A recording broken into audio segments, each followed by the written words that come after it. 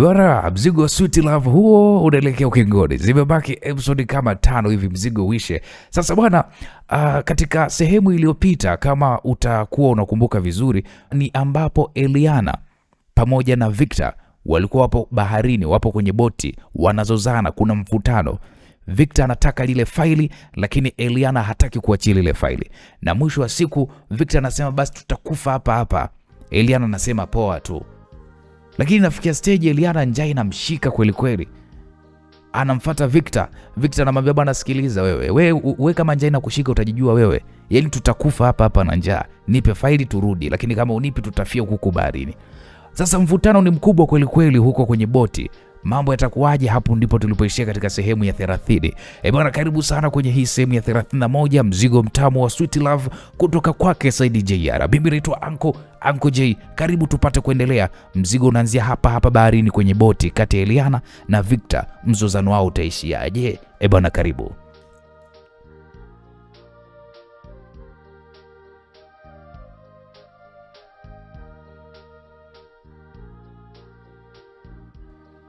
Eliana aliamua kurudi kwenye kile chumba cha kifahari cha boti, lakini alikuwa na hasira sana. Alijitupa kitandani kwa ukali, alishika tumbo lake lililokuwa likilia kwa njaa. Eliana alikuwa amejitahidi sana kudumisha kiburi chake mbele ya Victor, lakini ukweli ulikuwa wazi, njaa ilianza kumuumiza sana. Aligeuka upande, macho yakitazama dari la chumba. Lakini hata mawazo yake hayakuweza kuficha ukali wa njaa uliokuwa ukimla kwa ndani. Baada ya dakika kadhaa za kujilazimisha kustahimili, Eliana aliamua ni bora tu ajaribu kupika yeye mwenyewe. Alijua hajui lolote kuhusu kupika, lakini alifikiri haitakuwa jambo gumu kama anavyosikia. Ni samaki tu. Mtu yote anaweza tu akakanga samaki, sio? Alijisemea kwa kiburi, akijidanganya yeye mwenyewe. Alisimama, akatembea hadi jikoni mwa boti hilo, eneo dogo lililokuwa limepangwa vizuri, likiwa lina kabati za mbao, friji na jiko la kisasa lenye gesi. Alifungua friji na akatoa samaki uliokuwa umegandishwa. Aliwatazama kwa sekunde chache na kisha alitabasamu kwa dharau.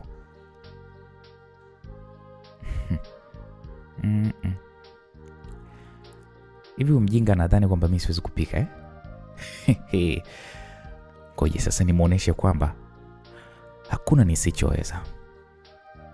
Eliana alisafisha mikono yake, lakini kabla hajawasha hata jiko, tatizo lilianza pale pale. Hakujua samaki wanapaswa kuoshwa, kuondolewa magamba au hata viungo. Aliwaweka tu kwenye beseni. Alimimina maji ya moto, akidhani ya kwamba maji ya moto hayo yatasababisha yaweze kuandaa haraka. Badala yake walibadilika rangi na kuanza kutoa harufu mbaya.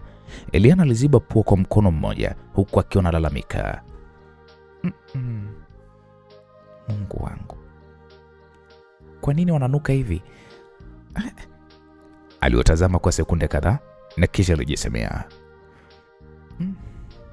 labda kwa kuwakaanga harufu itapotea.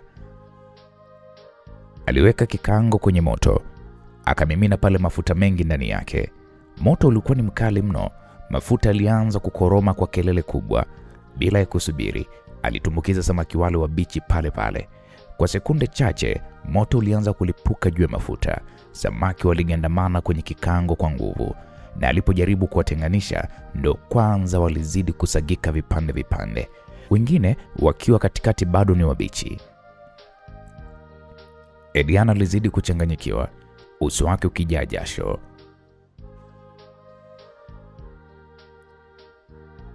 Victor atanicheka, alijinong'oneza huku akionekana kukasirika. Alijaribu kutumia kijiko cha chuma kuwatoa, lakini mafuta yaliyokuwa yakichemka yaliruka juu kwa kishindo, yakamdondokea kwenye mkono wake. Mungu wangu. Eliana alipiga kelele kwa maumivu makali mno, kijiko kikidondoka chini kwa kishindo. Alirudi nyuma haraka, alishika mkono wake huku akitetemeka. Kelele hizo zilifika mpaka kwa Victor, alikuwa bado yuko kwenye chumba cha nahodha. Kwa kasi ya ajabu Victor aliruka kutoka kwenye kiti, akakimbia haraka kuelekea jikoni. Eliana. Victor aliita kwa hofu, macho yake yakichungulia humo. Alimkuta mke wake akiwa amesimama huku machozi yakijaa machoni. Mkono wake ulikuwa na wekundu mdogo uliokuwa umechomeka kwa mafuta. Samaki walikuwa wamesambaratika vibaya kwenye kikango. Harufu ya kuchomeka ikatanda hewani. Victor ilibidi amsogelee kwa haraka. Alimshika mkono wake kwa upole na kisha akamuuliza umeumia wapi. Hebu nionyeshe vizuri. Lakini Eliana alijaribu kujifanya mjeuri. Alijiondoa mkono wake kwa ghafla na kisha akasema kwa ukali, niache Victor. Sina shida kubwa. Victor alimtazama moja kwa moja machoni. Hasira na hofu zikachanganyika. Akamwambia, sikiliza Eliana. Huu mchezo wako wa kiburi hebu uache. Wewe ni mke wangu, wewe ni mama wa watoto wangu. Unafikiri nitakaa tu nione unalia kwa maumivu? Hapo Victor alimshika tena mkono kwa nguvu ya upole. Akavua leso yake mfukoni na kuanza kumfuta sehemu aliyokuwa ameungua. Alikuwa makini, akionekana kama daktari anayemhudumia mgonjwa. Macho yake yaliakisi hofu ya kweli, hata kama maneno yake mara nyingi yalikuwa makali. Eliana alibaki akimtazama tu kimya, moyo wake ukigonga kwa hisia zisizotaka kukubaliwa. Alihisi mapenzi yale alokuwa akiyakimbia. Ndani ya macho ya Victor bado kulikuwa kuna upendo ule wa mwanzo, upendo ambao alijitahidi kuupuuza kwa kujifanya jasiri na mwenye kiburi. Victor alisimama kumpa huduma ya kwanza na kisha akasema kwa sauti ya chini, ulipoumia sio pakubwa, lakini unahitaji kuwa makini. Eliana, wewe hujui kupika. Kwa nini ulijilazimisha kufanya hivyo? Eliana alikunja midomo, akageuza uso wake kwa kiburi na kisha akasema, sikutaka kuonekana dhaifu mbele yako. Nilimwona nijaribu. Alafu kwanza, wewe inakuhusu nini mimi kama nimeumia? Unaona sasa Eliana? Tatizo lako Eliana, wewe ni mjeuri sana. Si muda mfupi tu hapo umetoka kusema kwamba unaijua maisha ya shida wewe. Sasa kama unaijua maisha ya shida ndio ushindwe kupika? Kwanza uone ulivyoharibu samaki wangu. Victor, umeyataka mwenyewe. Mimi sikukutuma wewe unilete huku. Mara zote umekuwa hivyo Eliana. Hutaki kukiri kwamba unahitaji msaada. Lakini ukweli ni huu. Hata kama utanichukia, mimi bado nitakuwa hapa kukulinda, kukutunza. Iko hivyo. Hiyo ndio kazi yangu kama mume wako. Nadhani tumeelewana mama watoto. Victor, kama kweli unataka kunitunza, kama kweli unataka kunilinda, nirudishe kwetu. Nirudishe kwa wazazi wangu. Sitaki kuwa hapa. Kama hutonipa faili, basi tutaendelea kuwepo hapa kwa muda mrefu tu. Sasa niambie, unataka kula nini? Nimeshaga ili sihitaji tena kula. Una uhakika? Bwana, mimi sihitaji kuulizwa mara mbili. Kwa serious ndio mama kuendelea kukaa hapa Eliana, si ndio? Kwani mimi ndo nimekuleta hapa mpaka niamue hivyo? Hujanileta wewe, ila ubishi wako ndo unafanya tuendelee kukaa hapa. Kama ni hivyo basi ni sawa, tuendelee kukaa. Kimya kikubwa kiliingia jikoni. Harufu ya samaki waliokuwa wameharibika ilijaa hewani, lakini mioyo yao ilikuwa ikipiga kwa nguvu. Walichukiana kwa maneno, lakini macho yao yalionekana kukiri jambo moja. Bado walipendana sana hawa. Hata kama upendo huo ulikuwa umefunikwa na kiburi na majanga, lakini bado ilionekana wanapendana. Bahari nje iliendelea kunguruma. Boti ilitikisika taratibu, na ndani ya jiko Victor na Eliana walisimama kwa ukaribu, wakiwa ni maadui kwa maneno, lakini kwenye mioyo yao hawa walikuwa bado ni wapendanao.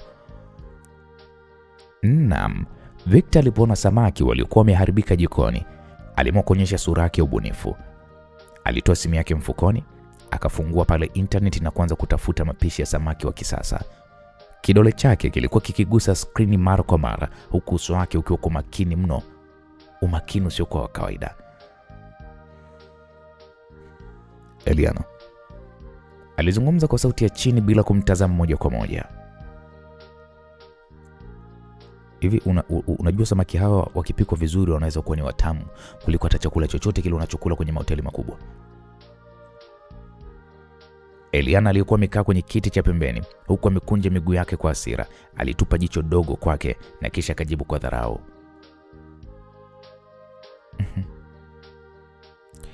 Wewe peke yako unajua kila kitu, si ndio? Hata mimi najua chakula cha hoteli ni bora kuliko upuzi ambao unaojaribu kuupika hapa. Naam, Victor hakukasirika, badala yake alitabasamu tu, tabasamu dogo lililojaa kejeli lakini pia lenye upole. Ni sawa mke wangu. Ngoja nikuoneshe leo hii kwamba mimi sio tu dereva mzuri wa boti, bali pia mimi ni mpishi wa daraja la kwanza. Naam, alianza kwa kuchukua samaki wengine waliokuwa bado wako safi, akaosha vizuri chini ya maji ya bomba dogo la jiko la boti. Eliana alimtazama tu kwa macho ya kebehi, lakini ndani ya nafsi yake Eliana kulikuwa kuna hamu ya kuona kama kweli Victor anaweza kupika. Victor alipokuwa akipanga viungo mezani, alianza kumbembeleza mkewe kwa mazungumzo. Eliana, unakumbuka enzi zile pale Upanga? Wakati nilikuwa nikirudi nyumbani na kukuta umenunua chakula cha Kichina. Tulikuwa tukikaa pale sebuleni na kula hadi tunacheka kama watoto. Hapo Eliana aligeuka haraka, alinyanyua nyusi zake kwa mshangao na kisha alijifanya kutokuwa na hisia. Sikumbuki chochote, Eliana alijibu kwa sauti yenye ubaridi. Victor aliweka chumvi kidogo na juisi ya limau juu ya samaki. Akamcheka mkewe kwa upole. Unajifanya tu, lakini najua moyoni mwako unakumbuka kila kitu. Mimi mwenyewe nilikuwa sikumbuki, lakini sasa nashukuru Mungu kumbukumbu zangu zimeanza kurejea mdogo mdogo. Hii hali unajua ilinianza juzi. Nafurahi sana kuona kwamba nimeanza kukumbuka maisha yangu ya zamani. Hii itanifanya nijue mambo mengi kuhusu maisha yangu. Natumai mke wangu utanisaidia kwenye hilo, si ndio? Hivyo wewe Victor unajitoa ufahamu, si ndio? Yaani Victor umeniteka, nina njaa, alafu unaongea upuzi wako tu hapa. Eliana, mbona unakuwa mkali sana wakati haya mambo umeyataka wewe mwenyewe? Si umegoma kunipa faili, sasa unataka mimi nifanyaje? Ni kuache uende ukampatie rais ili babangu akauze gerezani? Bwana hapana. Hilo alikubaliki bwana hata kidogo. Alafu kama ni kuhusu njaa usijali, msosi ndio na ukarangiza hapa. Kwa hiyo utatusubira kidogo mama watoto wangu. Sawa? Naam. Eliana alijaribu kugeuza macho yake dirishani ili kuficha tabasamu dogo lililojitokeza. Moyoni mwake alijua kabisa ya kwamba anafurahia kusikia maneno yale kutoka kwa Victor, lakini alijitahidi kuendeleza kiburi chake.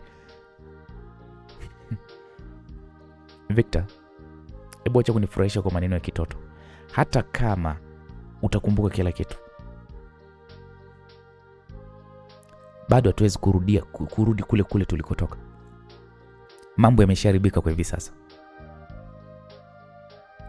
Eliana, lakini bado tunapumua. Eliana, bado tuna nafasi ya kurekebisha pale tulipokosea. Si unajua hata hii boti linaweza kugeuka baharini na kurudi tulikotoka. Hivyo ndivyo maisha yetu yanaweza kugeuka pia. Naam. Victor akiwa ameshika kijiko alianza kukoroga pale sosi ya nyanya, vitunguu pamoja na pilipili. Harufu tamu ilianza kusambaa ndani ya jiko dogo la boti. Eliana alijikuta anavuta pumzi ndefu bila kutaka. Harufu ile ilimfanya tamani chakula na mara kwa mara macho yake yalikuwa yakimwangalia mumewe kwa siri. Victor aliendelea kwa kusema, Eliana, najua unajifanya kama vile hujali, lakini nakusoma. Ulinifundisha mwenye jinsi ya kusoma nyuso za watu, nakumbuka? Na uliniambia macho ni kioo cha moyo. Na sasa hivi macho yako yananieleza ya kwamba unafurahia kuniona mimi nikiwa hapa nikihangaika jikoni kwa ajili yako. We, mjinga nini wewe? Hata kama nikiangalia haimaanishi kwamba ninakujali. Najali zaidi faili langu kuliko hata hao samaki wako unaowapika. Sawa, faili lako linaweza kuwa na nguvu kubwa sana, lakini mimi najua kitu chenye nguvu zaidi kuliko karatasi yoyote. Na ndio maana hata sasa niko hapa nikikupikia huu usiku. Ni mapenzi Eliana, mapenzi yetu. Naam. Eliana alinyamaza, macho yake yakimtazama Victor kwa muda mrefu kuliko kawaida. Kulikuwa kuna mvutano mkali moyoni mwake, kujifanya mjeuri au kukubali ya kwamba bado anampenda mumewe huyo. Mwisho ilibidi tu ashushe pumzi ndefu na kisha akasema kwa sauti dhaifu,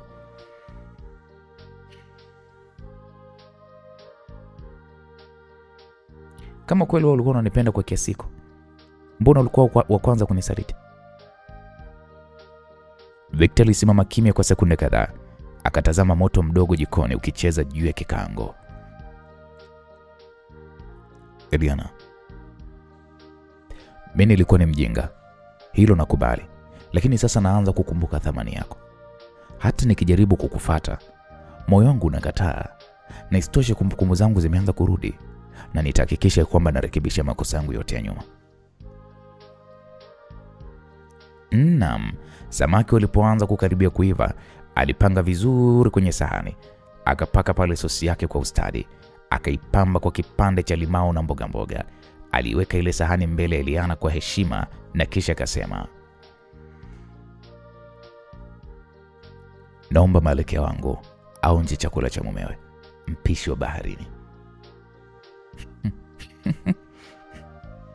Eliana alicheka kidogo bila hata ya kupenda na kisha alichukua uma. Nisikilize Victor, ukiniua kwa sumu ya chumvi nyingi, nitakulaumu hadi kaburini. Naam. Eliana alionja kipande kidogo cha samaki.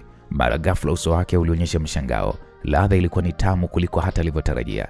Victor alimwangalia kwa macho ya ushindi. Eliana, sema ukweli, samaki ni mzuri kuliko chakula cha hoteli yako ya kifahari? Ni mzuri kidogo.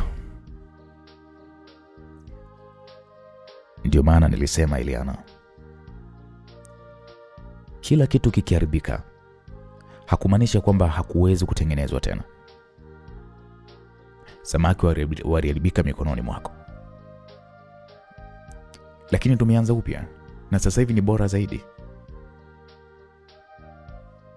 Naam, ndani ya mioyo yao hisia za zamani zilianza kuamka taratibu.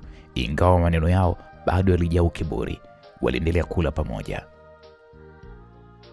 Msikilizaji, usiku wa baharini ukiwa ni ushindi wa safari yao ya upendo na mivutano ya kifamilia.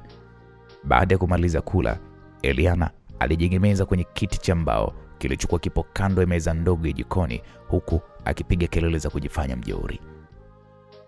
Kwa mara ya kwanza, Victor, sijui kama ulichokipika ni chakula ama tu ni miujiza ya bahari. Hivi kweli wewe ndio yule mwanaume niliyekuwa nimekutana naye zamani ambaye hata kupika tu chai ya rangi ilikuwa ni vita? Naam, Victor alicheka kwa sauti ya dhiaka, alipiga makofi madogo ya kujipongeza. Ndio mimi huyo. Ila sasa nimebadilika. Siwezi kuendelea kuwa Victor yule wa zamani ambaye alishindwa hata kupasua nazi. Nikikaa na wewe Eliana, najikuta nafanya mambo makubwa kama kupika samaki wa kifahari ndani ya boti usiku wa manane. Naam, Eliana alijigeuza upande, akatabasamu kidogo na kisha akainua uso wake kwa kiburi. Sawa basi, nitakupongeza ila sitasema sana. Usijue kaanza kujiona kama vile ndo mpishi bora wa duniani. Victor alinyanyua mikono juu kana kwamba anasherehekea ushindi. Basi ngoja niseme mimi mwenyewe. Victor Mazanda, mpishi bora baharini, bingwa wa mapenzi, mchekeshaji wa karne na mume wa malkia wa ikulu. Naam, Eliana alishindwa kujizuia. Alipiga kicheko kikubwa mpaka machozi yakamtoka kidogo. Hivyo huna aibu kabisa eh? Umeshakuwa bingwa wa kutupwa nje ya chumba cha ujinga wako, lakini eti leo unajiita bingwa wa mapenzi. Nani alikupigia huo muhuri? Au ni wale hawara zako wa zamani? Hapo Victor alikunja uso wake kwa kujifanya na kisha akasema kwa sauti ya utani, ni wewe mwenyewe uliponikubali mara ya kwanza. Uliniwekea muhuri wa milele moyoni mwako. Usijifanye sasa hivi unakanusha. Najua ndani ya moyo wako bado nina cheti cha heshima. Naam, hapo Eliana alicheka sana. Alishika tumbo lake na kisha akasema, Victor, utani wako unanifanya nione kama vile tumekuwa tukigombana bure tu. Hata sipendi kukiri, lakini najua kabisa ya kuwa huwezi kuishi bila mimi wewe Victor. Victor alisogea karibu naye, macho yake yakitetemeka chini ya mwanga mdogo wa taa ya boti. Nisikilize Eliana, na wewe huwezi kuishi bila mimi. Tazama, hata uliposema ya kwamba utanipiga na samaki wa bichi kule jikoni, bado ukufanya hivyo. Kwa sababu moyoni mwako ulijua nikiumia, wewe pia ungeumia. Naam, Eliana alijifanya kama kununa, akigeuza macho yake mbali kabisa. Niseme ukweli, Victor, unajua unaniboa sana, lakini pia unanichekesha mno. Hilo ndilo tatizo langu. Basi tufanye makubaliano. Kila mara tukigombana tuishie jikoni. Mimi nitapika, wewe utanicheka, na mwisho wake tutaishi kama mume na mke bora wa dunia. Au unasemaje malkia wangu?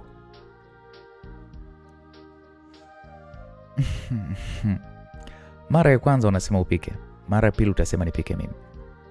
Unataka kunigeuza mama wa jikoni eh? Wewe utabaki malkia tu. Mimi nitakuwa mpishi wako kifahari, lakini kwa masharti.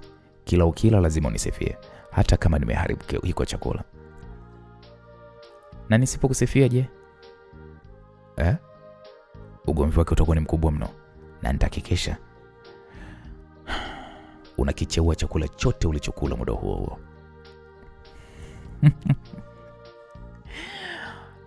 Unajua Victor, wewe ni tabu yangu kubwa sana. Hata kama nikiapa sitakupenda tena, lakini moyo wangu unanikataa. Sijui ninapaswa kufanya nini na wewe. Naam, wakati huo upepo mkali wa bahari ulianza kuvuma, ukaleta ubaridi ndani ya boti. Eliana alitetemeka kidogo, alijifunika mikono yake. Victor alimtazama kwa haraka, kisha kainuka na kuleta shuka dogo la sufi lililokuwa ndani ya kabati bila kusema neno.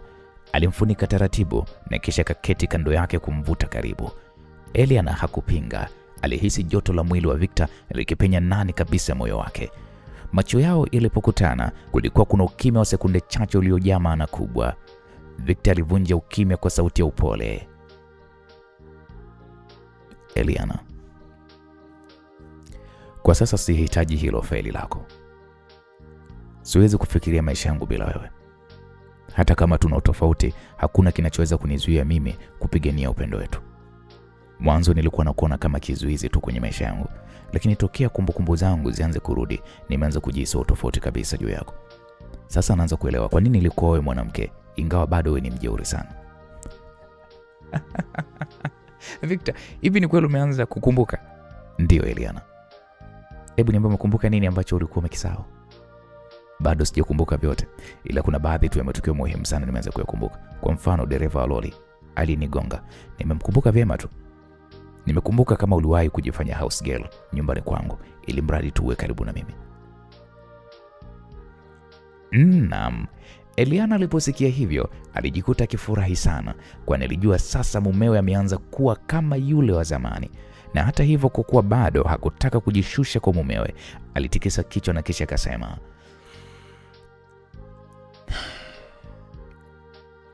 Victor, unajua ni kichekesho. Dakika kadhaa zilizopita uliniambia kwamba tukifa baharini tutakuwa chakula cha samaki. Afu sasa hivi unasema kwamba huwezi kuishi bila mimi. Unajua akili zako ni kama vile upepo wa baharini, unabadilika badilika. Ndio maana nakuhitaji wewe kama nanga yangu ya maisha. Bila wewe nitapeperushwa tu na mawimbi.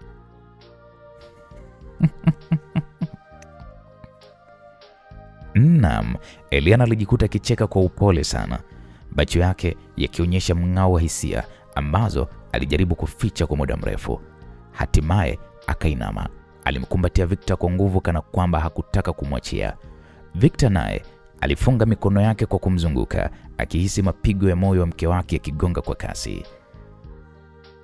Walisalia hivyo kwa muda mrefu, wakisikilizia tu mlio wa mawimbi na upepo wa usiku. Baada ya kimya kirefu, Eliana alisema kwa sauti ya taratibu,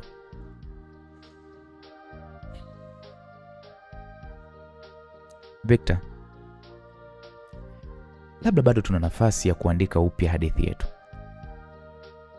Victor alimshika mikono Eliana na kisha akamwangalia usoni kwa mapenzi makubwa. Ndiyo Eliana. Na safari hii hadithi yetu haitakuwa tu ya majibizano pekee. Itakuwa ya furaha, ucheshi na mapenzi ya kweli.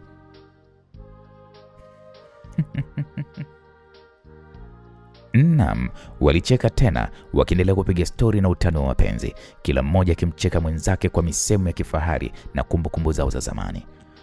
Usiku huo, boti yao iliandikwa na upepo kama shahidi wa mwanzo mpya, mwanzo uliotokana na upendo uliokataa kufa licha ya dhoruba zote walizopitia. Naam, msikilizaji. Usiku ulizidi kutanda juu ya bahari. Upepo ulicheza taratibu juu ya maji yaliyong'aa kwa mwanga hafifu wa mwezi. Eliana na Victor bado walikuwa wamekumbatiana, miili yao ikiwa iko karibu kiasi kwamba mapigo ya mioyo yao yalisikika kama muziki mmoja. Kulikuwa kuna kimya kizito, lakini ndani ya mioyo yao kulikuwa kuna kelele za hisia zilizokuwa zikilipuka kwa nguvu kadiri muda ulivyozidi kusogea. Victor alimshika taratibu shavuni Eliana. Alimuinua uso wake na kisha akamtazama. Macho ya Eliana yaliyokuwa yamejaa kiburi siku zote sasa yalionekana kuyeyuka taratibu, yakitoa nafasi ya upole ambao Victor aliuona mara chache sana. Victor alisogelea midomo yake karibu na kisha akasema kwa sauti ya kupepesa, Eliana, kila nikipumua nakumbuka ya kwamba wewe ndiye pumzi yangu. Bila wewe mimi sina maana yoyote ile. Eliana alitikisa kichwa kwa upole kana kwamba anapinga, lakini kabla hajapata nafasi ya kuzungumza, midomo ya Victor ilikaribia ya kwake. Wakagusana taratibu. Busu hilo la kwanza lilikuwa ni jepesi la kusita, lakini ndani yake kulikuwa kuna mkondo wa umeme uliopita mwili mzima wa Eliana. Eliana alisogeza mikono yake, akamshika Victor shingoni, akamvuta karibu zaidi. Busu likazidi kuwa la kina. Sasa hapo mazungumzo yakawa ya mioyo yao iliyokuwa imekataa kabisa kusalimu amri kwa muda mrefu. Kila sekunde hisia zilikuwa zinawaka zaidi. Ukaribu wao ukazaa moto wa mapenzi uliokuwa umelala ndani yao. Victor alinyanyuka taratibu, akamuinua Eliana kana kwamba ni kitu cha thamani sana. Alimpeleka kwenye chumba cha kifahari kilichokuwa katikati ya boti. Nuru hafifu ya taa ndogo ilitengeneza kivuli kizuri ukutani, ikawa kama mandhari ya sinema ya upendo. Walipoingia, Victor alimlaza Eliana kitandani taratibu, macho yake yakimtazama kwa joto la mapenzi.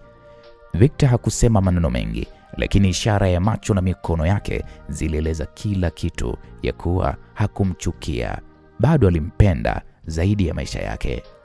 Eliana naye, ingawa mara nyingi alijifanya mwenye kiburi na ukaidi, lakini alijikuta akifungua mlango wa moyo wake. Kwa muda huo hakutaka kabisa kukumbuka tofauti zao, hakutaka kufikiria kuhusu faili, siasa wala hila za kifamilia. Alitaka tu kumuhisi Victor mume wake, baba wa mtoto wake, mwanaume ambaye licha ya makosa na magumu moyo wake ulimtaka kila siku. Victor alionyesha ustadi wa upendo. Alimshika kwa upole, akamwonyesha kwa hisia ambazo hazikuhitaji maneno. Kila pigo la mkono wake lilimfanya Eliana ahisi kama anazaliwa upya, kama alirudi pale alipokutana naye kwa mara ya kwanza. Eliana alijikuta akicheka kwa sauti ndogo ya furaha, akimwambia kwa sauti ya chini, Victor, unanifanya nisahau dunia nzima. Kwa nini huwa unanifanyia hivi kila mara Victor? Kwa sababu wewe ndiye dunia yangu. Katika muda huo walijisahau kabisa. Bahari nje iliendelea kutoa sauti zake, upepo ulizidi kuvuma, lakini ndani ya chumba kile kulikuwa kuna ulimwengu wao wawili peke yao. Walicheza na busu, walizungumza kwa mikono na macho zaidi ya maneno, na hatimaye walijikuta wakizama kwenye ulimwengu wa wanandoa, ulimwengu uliojaa utamu, faraja na mashinikizo ya moyo. Tendo lao halikuwa la tamaa tu, bali lilikuwa ni la hisia safi, hisia za upendo uliokataa kufa licha ya dhoruba. Kila pumzi waliopeana ilikuwa ni kama kiapo kipya, kila mguso ulikuwa ni kama ahadi ya kutokusalitiana tena. Walipokuwa pamoja, Hapakuwa na uhasama, hapakuwa na kumbukumbu za majeraha, bali kulikuwa kuna moto wa mapenzi uliochoma ndani mioyo yao. Baada ya muda mrefu wa furaha na upendo, walijilaza taratibu kitandani. Eliana alikuwa amejiegemeza kifuani mwa Victor. Baridi ya bahari ilipokuwa ikipenya ndani ya chumba, joto la miili yao iliwafanya wajisikie salama. Victor alimpapasa Eliana nywele zake taratibu kabisa na kisha akamwambia kwa sauti ya chini, naomba tuwe hivi daima Eliana. Bila chuki, bila majibizano, tuwe mimi na wewe milele. Eliana kwa mara ya kwanza baada ya muda mrefu alijibu bila hata ya kiburi. Kama ni wewe Victor, mimi naweza nikafanya chochote unachokitaka mume wangu. Haukupita muda mrefu walifumba macho kwa usingizi mzito uliotokana na uchovu wa tendo walilolifanya. Asubuhi ya alfajiri ilipochomoza, Eliana ndiye alikuwa wa kwanza kuamka. Macho yake yalitoa taratibu kwa Victor aliyekuwa amelala pembeni yake, kifua chake kikionekana kupanda na kushuka kwa upole usingizi mzito. Tabasamu mdogo lilimchezea midomoni mwake alipokumbuka kwa kina kile kilichokuwa kimetokea usiku uliopita kati yao, kile kilichokuwa faragha ya mapenzi na muunganiko wa hisia. Alijikuta akimgusa kidogo bega na kisha akageuka haraka kana kwamba alikuwa akiiba jambo lisilopaswa kufichuliwa. Lakini mara moja kumbukumbu ilimrudisha kwenye ukweli wa majukumu yake. Moyoni mwake alikumbuka yeye kuwa bado ana deni kubwa, faili alilopaswa kumkabidhi rais. Moyo wake ulianza kumpiga kwa kasi, hisia za huzuni na hofu zikimwingia. Nitamwambiaje sasa baba? Na nitamfikishiaje hilo faili? Eliana alijiuliza kimoyomoyo huku akimtazama Victor aliyekuwa bado amelala kwa amani bila hata kufahamu mawazo yaliyokuwa yamemvaa mkewe. Eliana aliinua mkono wake kufika begani mwake. Akataka kumwamsha Victor, lakini alijizuia. Badala yake wazo jingine likamjia. Simu yake ilikuwa imetupwa baharini na Victor jana kwa hasira zake za kijinga, na sasa hapakuwa na njia nyingine za mawasiliano. Lakini alijikumbusha Victor lazima atakuwa na simu yake nyingine. Nitatumia hiyo simu ya Victor, alijisemea kwa sauti ndogo na kisha kainuka kwa haraka. Alitoka chumbani kwa hatua za uangalifu, miguu yake kigonga sakafu ya mbao kwa upole. Alifuata moja kwa moja mlango wa chumba cha nahodha. Alifungua kwa taratibu na kisha aliingia ndani. Mara tu alipoingia, macho yake yalitua kwenye dashboard ya boti. Uso wake ulipauka, moyo wake ulishtuka kwa hofu. Rada ya boti ilikuwa imezimika kabisa, ishara nyekundu ya tahadhari iliwaka kwa kudumu pale juu ya panel. Alijua maana yake, kwamba hapakuwa na mwelekeo wa kwenda. Hawangeweza kujua walipo wala mwelekeo sahihi wa nchi kavu, yani rada hazisomi na haijulikani wako wapi. Kwa boti ya kifahari kama ile, jambo hilo halikupaswa kabisa kutokea. Akasema hapana. Mbona siamini hili? Eliana alibubujikwa na jasho baridi huku moyo wake ukipiga kwa nguvu. Moyo wake ulipiga kwa hofu, alisi hasira kimpanda. Hisia za ghadhabu zikamvaa haraka. Bila kungoja mara mbili aligeuka na kisha karudi chumbani. Kwa fujo alimnyanyua Victor kwa sauti kali, akambeba, amka. Nasema amka mjinga wewe. Ona sasa, kwa sababu yako sijui hata nitamwonaje mwanangu. Mjinga mmoja wewe. Kwa nini ukuangalia kama boti iko salama kabla hata kuanza safari? Victor akiwa ni mchovu wa jana usiku sambamba na usingizi, aliuliza Eliana, nini tena? Mbona asubuhi unaanza vurugu tena? Boti imefanya nini kwani? Okay, unataka kujua imefanya nini, si ndio? Nenda kaangalie. Dashboard imezimika, rada haifanyi kazi. Hivi unafahamu maana yake? Hatujui tunakoelekea, hatujui tupo wapi. Kwa nini ulileta hii boti bila kuikagua kwanza? Victor hakutaka kuamini. Alikimbia mpaka chumba cha nahodha. Alipoangalia, kweli alikuta hali ikiwa iko vile vile. Rada ilikuwa iko kimya, screen imeganda. Alivuta pumzi kwa nguvu, alishika kichwa na kisha akasema, Mungu wangu. Alimnyoshea Eliana simu yake mfukoni. Akasema, ngoja nipige simu. Lazima tuwasiliane na mtu. Victor alibonyeza namba, lakini kabla haijafika katikati yani ya kuita, simu ilizimika ghafla. Betri ilikuwa imeisha chaji. Alijaribu kuunganisha kwenye chaji za boti, lakini mara tu alipoweka waya, aligundua kwamba soketi za boti zilikuwa zina mfumo wa zamani wa umeme wa doria. Yani hazikuunga mkono smartphone. Eliana alijikuta anapiga kelele kwa kukata tamaa. Victor, hivi hata kuchaji simu kweli uwezi? Haya, tumekwama huku baharini. Tunawezaje kuomba msaada sasa?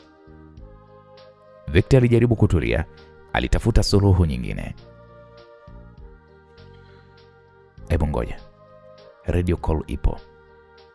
Tunaweza tukatumia hiyo kwa ajili ya kuweza kuomba msaada. Alifunga paneli ya mawasiliano, alivuta kipaza sauti.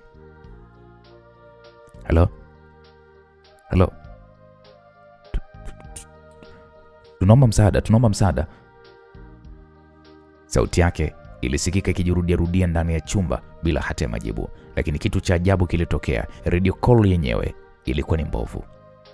Hapakuwa na majibu. Hapakuwa na ishara yoyote ya kwamba ishara zao zilifika sehemu yoyote. Eliana alijikalia tu pembeni ya kiti, machozi yalianza kumjaa. Victor, unajua tumekwama kweli. Na sasa sio mchezo tena. Hatuna mawasiliano, hatuna mwelekeo. Hii sio kama jana tulivyokuwa tunataniana. Tupo kwenye hatari halisi sasa, na yote hii ni kwa sababu yako wewe Victor.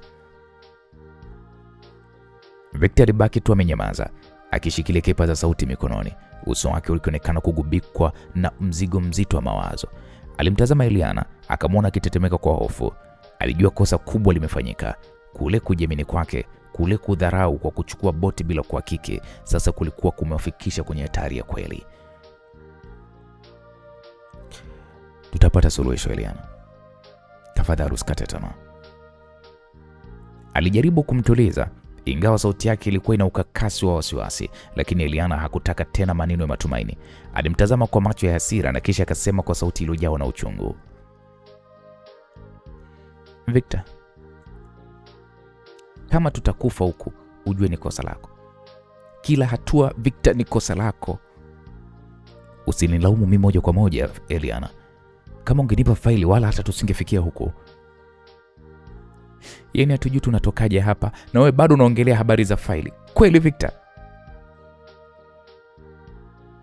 Yaani sitaki chochote. Fanya tu nitoe hapa Victor.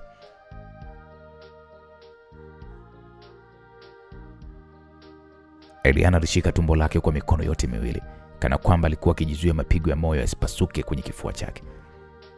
Macho yake yalikuwa mekundu, yakiwa yamejaa hofu na machozi yalikuwa yanatoka kudondoka kila sekunde. Alikuwa anatetemeka Eliana. Alitembea hatua chache na kisha akawa anarudi nyuma. Alijipiga kiganja cha uso kana kwamba anajaribu kuamsha akili iliyokuwa imepooza kwa uoga. Victor, hivi tunaweza kweli kutoka hapa? Sauti yake ilikuwa ni dhaifu, ikiwa imegubikwa na kilio kilichojificha.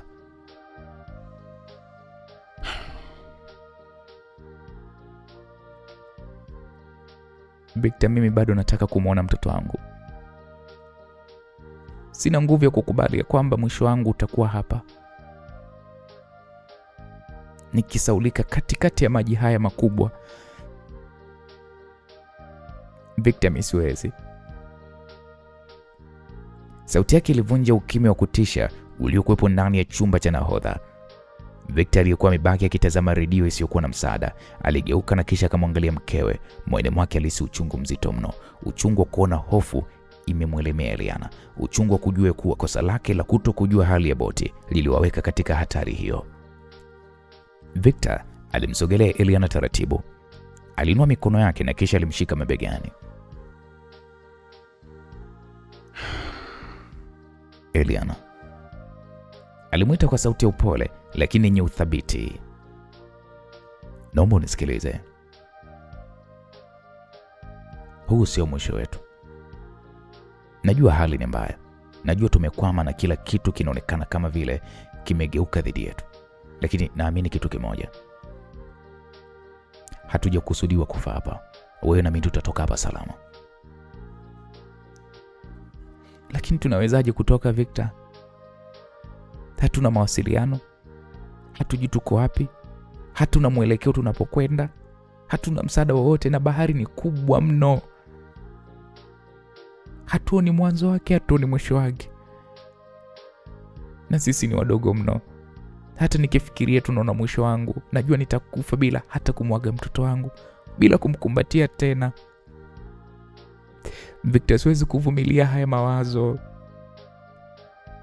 Victor, siwezi kuvumilia haya mawazo. Naam, Victor alimshika zaidi, akimkaribia uso wake na kuzungumza kwa sauti ya kipekee, ile sauti ya mwanaume aliyedhamiria kulinda kile anachokipenda. Hapana Eliana, huwezi kufikiria hivyo.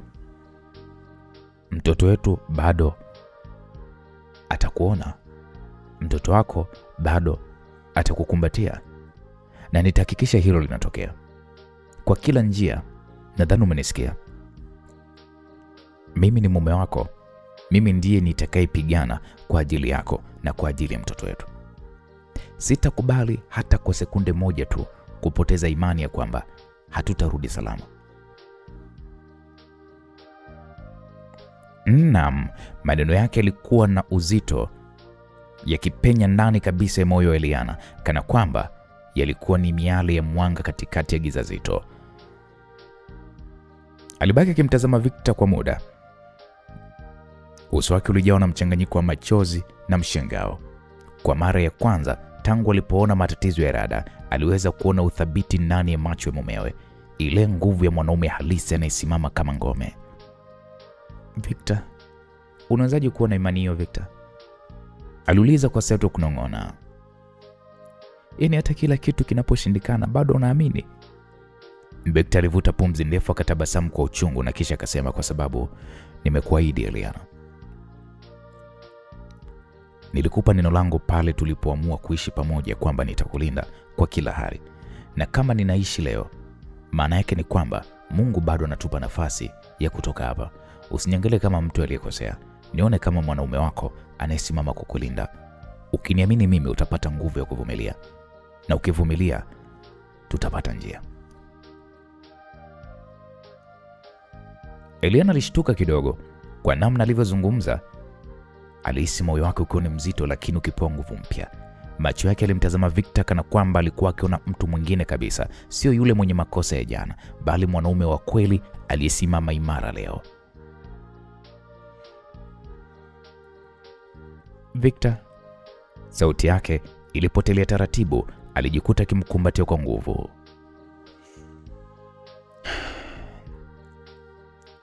Naogopa, lakini nitajaribu kukuamini. Sitaki kukata tamaa ukiwa uko pembeni yangu. Victor alimshika kwa nguvu. Alibaki kimya kwa sekunde chache, huku akihisi pumzi yake ikichanganyikana na mkewe, na kisha alizungumza tena kwa sauti ya utulivu lakini yenye msisitizo. Eliana, hebu nisikilize. Tutahakikisha tunabaki hapa pamoja. Hatutagombana tena juu ya hili. Badala yake, tutatumia akili zetu kutafuta suluhisho. Tutaangalia kila kona ya hii boti, tutajaribu kila kifaa kilichosalia, na kama itashindikana tutatumia hata nguvu zetu za mikono kujisogeza hadi pwani. Hatupo peke yetu. Bahari ni kubwa, lakini si kubwa kuliko matumaini yetu. Naam, maneno hayo yalikuwa ni kama dawa. Eliana alivuta pumzi kwa nguvu, alijifuta machozi. Sura yake ilianza kurudi katika hali ya utulivu, ingawa hofu bado ilibaki moyoni. Basi Victor, ufanye kitu. Sitarajii tu kukaa na kusubiri kifo. Tuanze kuangalia upya kila kifaa, kila chumba, labda bado kuna njia. Hapo Victor alitabasamu kwa mara ya kwanza, macho yake yakionekana kuangaza. Huo ndio moyo ambao mimi nautaka kusikia. Huo ndio moyo wa mama wa mtoto wangu. Eliana, ukisimama nami hivi, hakuna bahari inayoweza kutumeza. Naam, walibaki wamesimama katikati ya chumba cha nahodha, wakiwa wamekumbatiana. Nje mawimbi makubwa ya bahari yakiendelea kugongana na mwili wa boti. Lakini ndani kulikuwa kuna kitu kipya, nguvu ya upendo na mshikamano. Na pale Eliana alipobaki akimsikia Victor akipumua kwa uthabiti, hofu yake ilianza kupungua taratibu. Alijua kwamba ingawa walikuwa wamekwama katikati ya bahari, bado walikuwa na kitu cha thamani sana, imani ya kweli ya kupigania maisha pamoja.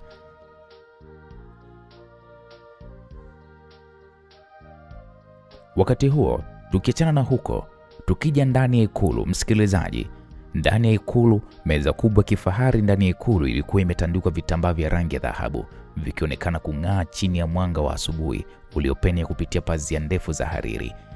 Kwenye meza hiyo kulikuwa kuna kikombe cha chai ya rangi ya kahawia, mikate ya asali, matunda safi na supu nyepesi ya tambi. Rais Sarungi alikaa pale akiwa amevalia suti kali nyeusi, mikono yake ilikuwa imetulia juu ya meza, akipiga tu koromeo la kupumua kwa utulivu kana kwamba dunia yote haikuwa na msukumo kwake. Mama Eliana, mke wa rais, alikuwa upande wake wa kushoto. Alikuwa amevalia gauni la kifahari lenye urembo wa shanga, lakini sura yake haikufanana na vazi lake. Macho yake yalionekana yamejaa hofu na mawazo. Kauli yake ilikuwa ni dhaifu lakini yenye upole. Alimwangalia mumewe kwa muda mrefu kabla ya kuchukua ujasiri wa kuzungumza.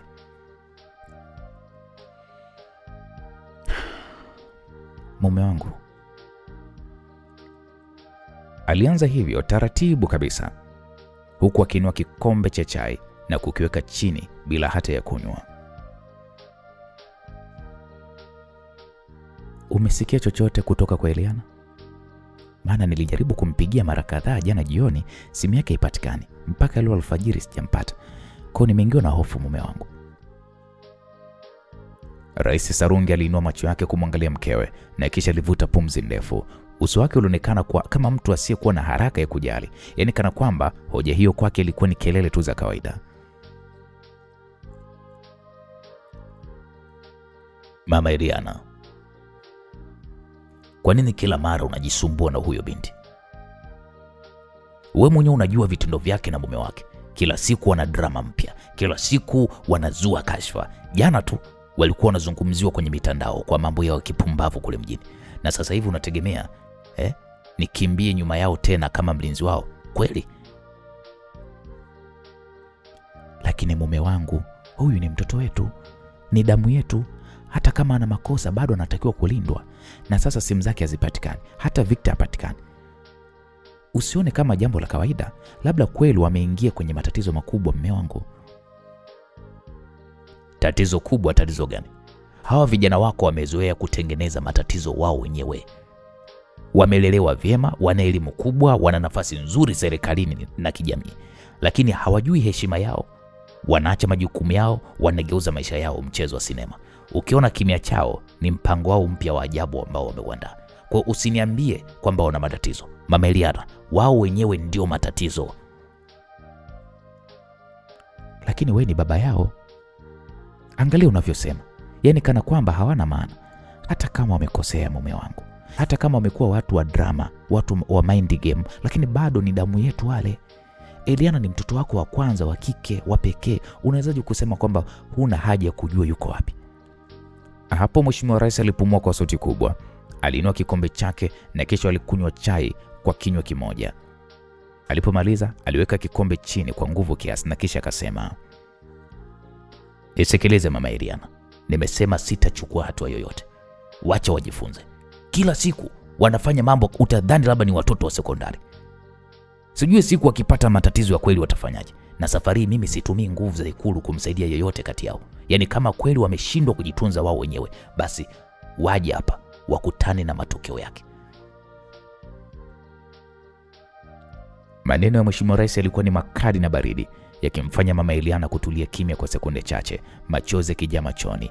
Alimwangalia mumewe, alishusha pumzi ndefu na kisha akasema kwa sauti ya uchungu, "Hivi kweli mume wangu Sarungi, unaposema hivyo moyoni mwako hauhisi kitu chochote? Huhisi kama baba anavyotakiwa kuhisi? Hata nikisema nini, moyo wako yenu umekuwa ni mgumu kiasi cha kutokujali kabisa. Hivi kama binti yako yuko hatarini kweli, utakuwa na amani ukijua hukufanya kitu?" Mheshimiwa Rais alikaa kimya, macho yake yakimtazama mkewe kana kwamba alikuwa akimzingatia. Lakini dakika 2 tu zilipita, akakimbilia kwenye gazeti lililokuwa limewekwa karibu. Akafungua gazeti, akapiga jicho kurasa za siasa na uchumi bila hata ya kutoa neno. Mama Eliana alitetemeka zaidi. Moyo wake ulikuwa ni mzito. Hakuwa na uhakika kama mume wake alijua uzito wa hali halisi au kama alikuwa akijivika tu barakoa ya kisiasa ili kuficha hofu yake mwenyewe.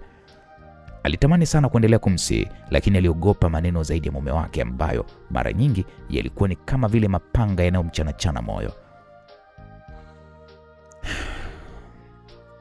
Mama Eliana alishusha pumzi nyingine. Akanyanyua kikombe chake kwa mikono inayotetemeka, akanywa chai, lakini moyoni mwake hofu ilikuwa imemshika nafasi kubwa mno. Alijua kabisa kama kweli Eliana yupo kwenye matatizo, basi safari hii binti yake hatakuwa na msaada wowote kutoka kwa baba yake. Baba yake ambaye aliamua kumwachia jipambanie mwenyewe. Lakini bila wao kujua, wakati wakibishana pale Ikulu, kweli Eliana na Victor walikuwa wakihangaika katikati ya bahari, wakiwa wamekwama kwenye boti bila msaada, maisha yao yakiwa yamening'inia kwa uzi mwembamba mno. Muda uliendelea kuyoyoma. Ukumbi mkubwa wa Ikulu ulikuwa kimya, isipokuwa sauti za ndege wachache waliokuwa wakiruka nje bustani. Mama Eliana alikaa kitako kwenye sofa la kifahari, lakini moyo wake haukuwa na amani hata kidogo. Tangu mazungumzo yake na Mheshimiwa Rais Sarungi, wakati akifungua kinywa, mawazo yake yalikuwa yakizunguka kila kona ya kichwa chake. Alijaribu kutuliza nafsi yake kwa kusoma kitabu alichokuwa nacho mezani, lakini kila alipofungua ukurasa, maandishi yalikuwa kama vile yanacheza mbele macho yake bila maana. Alisimama, akatembea huku na kule ndani ya sebule kubwa ya Ikulu. Moyo wake ulijaa hofu, akijiuliza kila sekunde, Eliana yuko wapi? Je, huko aliko yuko salama? Hatimaye hakuweza kuvumilia tena. Uzalendo wa kusubiri, ule upole aliokuwa ameujenga miaka yote ya ndoa yake na Mheshimiwa Rais, ulianza kuyeyuka taratibu. Mara hii alihisi kama hatofanya kitu kwa mikono yake mwenyewe, huenda akampoteza binti yake. Kwa hatua za haraka alielekea mlangoni. Alimnong'oneza mmoja wa walinzi wa ndani wa Ikulu, askari mwaminifu aliyeitwa Kapteni Maja. Askari huyu alikuwa ni kijana mwenye heshima kubwa kwa familia ya rais, na zaidi alikuwa ni miongoni mwa wachache ambao Mama Eliana aliwaamini kwa siri zake.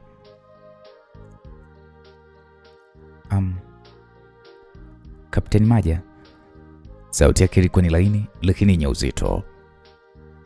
Naomba uingie nami chumbani. Kuna jambo la haraka sana nataka nikwambie. Askari alitazamana naye na kisha akanyanyua mkono kutoa saluti kwa heshima, akasema, "Naam, mama wa taifa." Walipoingia kwenye chumba kidogo cha ofisi yake ya siri ndani ya Ikulu, Mama Eliana alifunga mlango kwa mikono yake mwenyewe. Aligeuka na kumwangalia kwa macho ya dharura. "Kapteni, nataka uniweke kando cheo cha mume wangu. Hii kazi sio ya serikali, ni ya mama anayehofia maisha ya mwanae. Eliana tangu jana hajulikani alipo. Simu zake hazipatikani na hata za Victor pia hazipatikani. Mimi nina hofu kubwa huenda wameingia matatizoni. Mume wangu amegoma kabisa kuchukua hatua. Amelidharau hili jambo, lakini mimi siwezi kukaa kimya." Kapteni Maja alishtuka kidogo, macho yakionyesha heshima na mshangao. Aliuliza, "Mama, una uhakika hawapo kwenye mpango wao wa kawaida wa kusababisha kashfa mitandaoni? Maana wamekuwa na tabia hizo mara kadhaa." Mama Eliana alitikisa kichwa kwa nguvu, macho yake yakitoa machozi madogo. "Hapana Kapteni.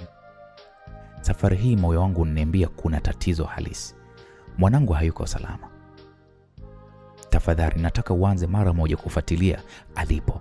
Nataka ujue jana mara ya mwisho ulikuwa wapi, na utafute njia yoyote ya kujua walipo sasa hivi. Ukimpata, hakikisha unamrudisha Eliana hapa Ikulu salama, bila kujali vikwazo vyovyote. Hili ni agizo langu binafsi, na usimwambie mtu yoyote, hata mume wangu pia." Kapteni Maja alinyosha kifua, uso wake ulijaa dhamira ya utii. Akasema, "Mama, ombi lako ni amri kwangu. Nitaanza mara moja. Nitaitumia intelijensia ya kawaida ya ulinzi. nitawahoji wale walinzi waliokuwa naye jana, na pia kufuatilia rekodi za magari na picha za kamera za barabarani.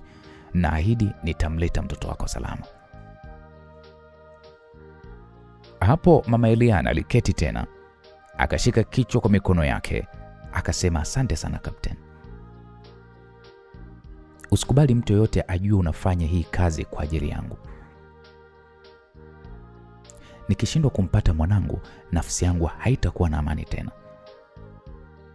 Hata kama rais ni baba yake, mimi ni mama yake, na damu ya mama haiwezi kudanganywa.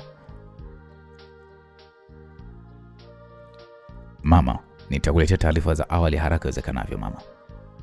Naomba uruhusu nianze kazi hiyo rasmi. Sawa, ruhusa mimi nimekupa. Mama Eliana alisema kwa msisitizo, sauti yake ikionekana ina mchanganyiko wa hofu na matumaini. Baada ya askari huyo kuondoka kwa kasi, mama Eliana alibaki pale peke yake. Alipiga hatua za taratibu kuelekea dirishani, macho yake yakitazama mbali kwenye upeo wa bahari iliyokuwa iking'arishwa na jua la asubuhi. Machozi yaliyokuwa yamejificha moyoni mwake yalitiririka taratibu mashavuni. Eliana mwanangu, popote ulipo, mama anakuja kukutafuta. Sitaruhusu upotee na sitaruhusu maisha yako yaishie kwenye mikono ya uzembe. Nitaipigania roho yako hata kama dunia nzima imenigeuka. Mioyo miwili, moyo wa mama anayepigania kwa upendo wake, na moyo wa binti aliyekwama baharini akihangaika kusaka msaada. Ilionekana mioyo hii kushikana na kuvutana kwa nguvu ya ajabu, bila yeyote kati yao kujua ya kwamba muda ulikuwa unakimbia kwa kasi ya ajabu, na kila sekunde ilikuwa na thamani ya maisha. Mwendo wa majira ya mchana, boti ya Victor na Eliana ilikuwa bado ikielea kwa shida baharini. Upepo ulivuma kwa kasi na mawimbi yalipiga kwa nguvu. Wote walikuwa wameshachoka sana kwa kukaa muda mrefu pale, macho yao yakiwa yamejaa uchovu, lakini bado walishikilia matumaini madogo walionayo. Ghafla Eliana alinyanyua kichwa chake, akawa wa kwanza kuona taa zikimetameta mbali kabisa kutokea upande wa mashariki mwa bahari. Alijikunyata ghafla kwa msisimko. Alimgusa Victor begani, huku sauti yake ikitoka kwa shauku. Victor, angalia, kuna boti zinakuja upande ule, alisema Eliana huku akiinua kidole chake kuonyesha. Victor naye alinyanyua macho, aliona mwangaza huo, na kwa mara ya kwanza tangu jana usiku walipopoteza matumaini, alitabasamu kwa furaha isiyokuwa na kifani. Macho yake yaling'aa. Aliushika mkono Eliana kwa nguvu na kisha akasema, Eliana, tumenusurika. Huo ni msaada unaokuja. Hatutakufa hapa baharini, alisema kwa sauti yenye nguvu na matumaini makubwa. Na kadiri muda ulivyozidi kusonga, taa zile zilizidi kusogea karibu, zikiwa wazi sasa kuwa boti mbili ndogo za uokoaji zilikuwa zikielekea moja kwa moja walipo. Eliana na Victor walikumbatiana kwa furaha, wakashindwa hata kujizuia kushangilia kwa mikono. Mikono ikawa juu kama vile watoto waliopata zawadi kubwa. Asante Mungu, asante sana, Eliana aliongea huku machozi yakimtoka. Baada ya dakika chache tu, boti hizo zilifika pale, zikiongozwa na yule kapteni mwandamizi wa ikulu aliyepewa maagizo na mama Eliana. Askari waliokuwa wako ndani ya boti walirusha kamba upande wa Victor na Eliana, haraka wakawavuta kwenye usalama wa boti yao. Mara walipowekwa ndani, Eliana aliinama chini, akaibusu sakafu ya boti, akionekana mwenye furaha na kushukuru. Victor naye alisukuma pumzi ndefu, macho yake kimtazama mkewe kwa upendo. Nilikwambia Eliana, nilikwambia tutanusurika. Mungu hakuachi wala kuniacha. Lakini furaha hiyo haikudumu muda mrefu kabisa, na hii ni mara tu walipokaa Kapteni alimkaribia Eliana na akasema kwa sauti ya mamlaka kwamba Bi Eliana, tumepewa agizo la moja kwa moja kutoka kwa mama yako. Lazima tukurudishe ikulu mara moja bila kuchelewa. Maneno yale yalimgusa Victor kama kisu. Alisogea mbele haraka akinyanyua mkono wake. Alimzuia kapteni akamwambia, hebu subiri kidogo. Siwezi kuruhusu umchukue mke wangu sasa hivi. Kuna kitu cha muhimu sana lazima akifanye kwanza kabla hajakwenda huko ikulu. Kuna jambo la muhimu ambalo linaweza likaamua maisha yetu na hatima ya familia nzima. Tafadhali mpatie muda kwanza, baki na mimi. Alizungumza hayo Victor, lakini kapteni alimkazia macho Victor kwa ukali na kisha alitikisha kichwa kwa kumwambia, hapana bwana Victor. Mimi sio mtu wa kujadiliana nikiwa niko kazini. Nimepewa amri na sina budi kuitekeleza bila kupindisha upande wote. Wewe huna mamlaka kunizuia. Hapo Eliana kwanza alinyamaza, macho yake yakimtazama Victor kwa wasiwasi. Aliona jinsi mumewe alivyokuwa kitetemeka kwa hasira iliyochanganyikana na hofu. Alijua fika ni kuhusu lile faili linavyoweza kumaanisha. Na moyoni mwake Eliana alisita kwa muda. Victor alimshika mkewe mkono kwa nguvu, akainama karibu na sikio lake na kisha akamwambia Eliana, tafadhali sikiliza. Usimpe faili hilo baba yako. Ukifanya hivyo unaweza kutufuta sisi wote. Usidanganywe na maneno yao ya siasa. Faili hilo liko mikononi mwako na ni siri kubwa ambayo ikifika ikulu inaweza kuharibu kila kitu tulichokipigania. Na kusihi usifanye kosa. Kama hujali kuhusu baba yangu na mimi, basi jali kuhusu mtoto wetu. Eliana alimwangalia mumewe kwa macho yaliyojaa hisia. Hisia yenye mchanganyiko, upendo, hofu na kutokuwa na uhakika. Alitaka kumwamini Victor, lakini pia alijua hatari ya kucheza na mamlaka ya baba yake. Moyo wake ulikuwa ukipigana kati ya mapenzi ya ndoa na wajibu wa kifamilia. Kapteni aliingilia kati, sauti yake ikiwa ni ya uthabiti zaidi. Bwana Victor, tafadhali usitake kunifanya nikae upande wa maamuzi magumu. Bi Eliana ni lazima aende ikulu. Agizo nililopewa si la kujadiliana, na kama utajaribu kuwa kikwazo, nitalazimika kuchukua hatua kali. Nadhani umenielewa. Victor alinyamaza kwa muda, macho yakimtazama mkewe kwa maumivu. Alijua hana la kufanya. Alishusha pumzi ndefu na kisha kamwachia Eliana mkono wake taratibu.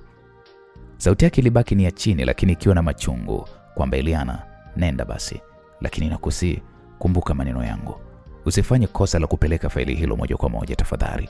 Tafakari kabla hujafanya maamuzi. Eliana alibaki tu akimtazama Victor, moyo wake ukimuuma. Hakuwa na neno la kusema.